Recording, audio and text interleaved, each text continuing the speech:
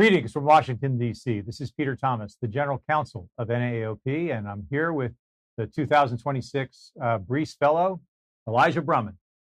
Well, there's a tremendous amount of activity in July on Capitol Hill. It's a very partisan environment. It's very interesting that we're right now preparing for the final stages of our NAAOP Congressional Fly-In for next week, and we're very much looking forward to that. Elijah's been hard at work prepping on that. We're going to tell you a little bit about where that stands, and then I'm going to talk about some of the issues we'll be talking about. Elijah? Thank you, Peter. Well, greetings all. As Peter mentioned, the NAAOP Fly-In is early next week, and we've been well on our way to preparing for that.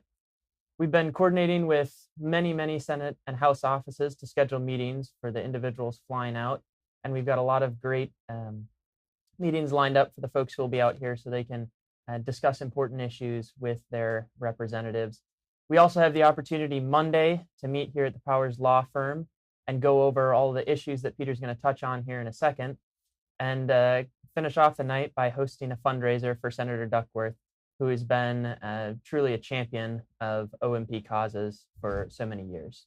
So with that, I'll pass it back to Peter to go over some of our legislative priorities for the fly-in. Thanks, Elijah.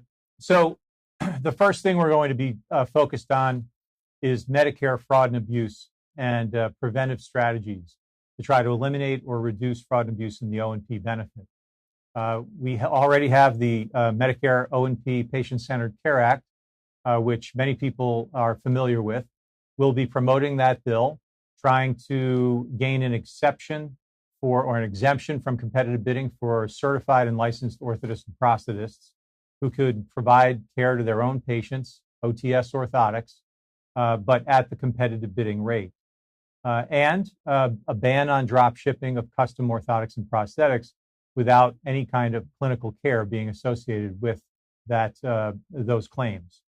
Finally, elimination of the reasonable useful lifetime requirements for orthotics and allowing people who require a replacement based on a change in the patient's condition to obtain them without having to wait to the end of the reasonable useful lifetime.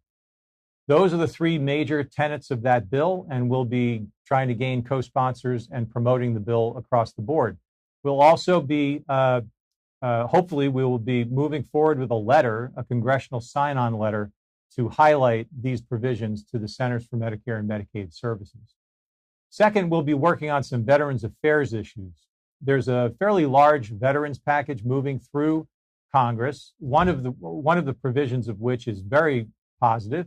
It would provide affirmative coverage of sports or recreational prostheses for adaptive prostheses and terminal devices, they say in the bill.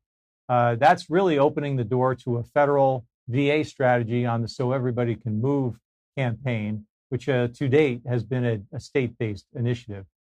There is a risk, though. There's a negative provision in the bill we're very concerned about.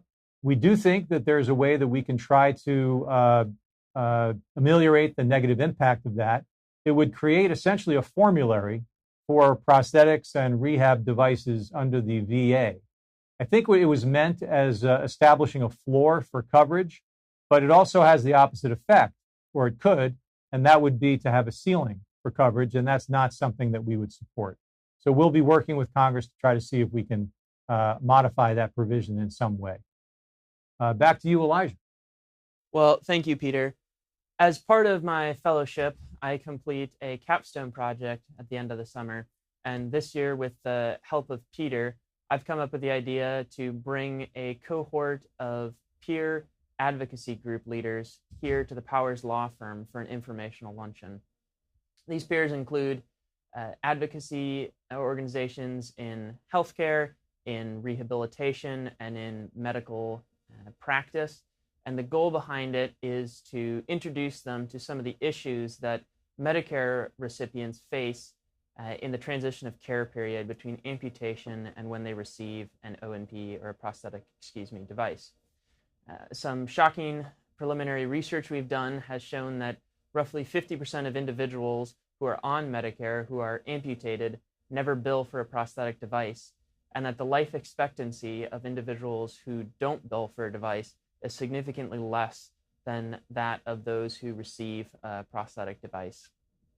Our hopes would be that in communicating with these groups during the luncheon, that they would learn a little bit more about some of the issues that these Medicare recipients are facing, and they would be able to disseminate that information down to their grassroots actors in hopes of improving that transition of care period. Another goal of this is to build connections here on Capitol Hill beyond the O&P field, to connect with some of our colleagues in healthcare and rehabilitation and surgical teams, so that we can hopefully collaborate on future charges here on the Hill. So we're very excited about that. There's still a long way to go till the luncheon is ready, but we've made some great progress, and I'm looking forward to working with Peter to finish that off and have a really terrific last half of my fellowship here. So we're looking forward to it, and we'll bring you more information about how that went in our August update. Well, thank you for your support of NAAOP. We appreciate it very much, and have a great July.